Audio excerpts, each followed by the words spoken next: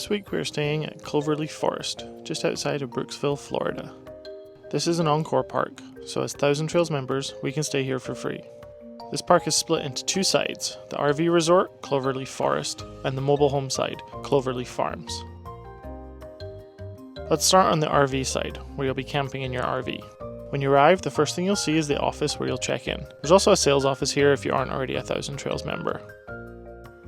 The other building here is Harmony House. It has a large room that is used for events. The calendar is outside on the notice board. Through the room is the indoor pool, the sauna, and the hot tub. Make sure to follow the rules posted. There are also bathrooms with showers in this block. Around the corner is the laundry that is powered by the CSC Go system. Lastly, outside there is a communal fire pit. Our campsite was on Pine Street, and we were number 217. Our neighbours moved their RV away a few days after we got here, which really helped to open it up. There is a decent amount of shade, but still enough of a clear sky for Starlink to work decent.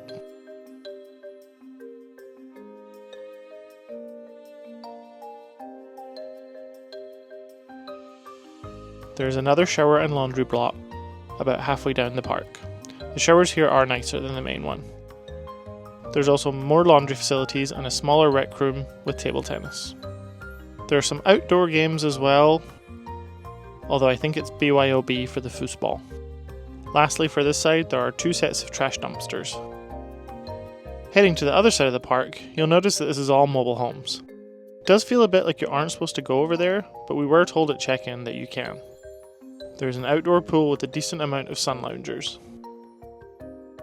The main building over here is called Heather House. There is a huge library of DVDs, books, jigsaws, and magazines. They are well organised by category and author name. There's also another hall that hosts events, again the calendar events posted outside.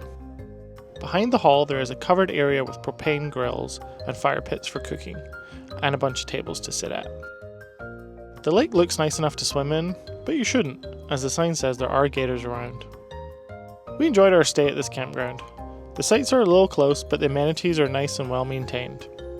The nearby town of Brooksville is cute and has plenty of grocery stores, restaurants, coffee shops, and other shops to explore. We give it a 4 out of 5. If you enjoyed this video, make sure to like and subscribe for our next Thousand Trails campground review.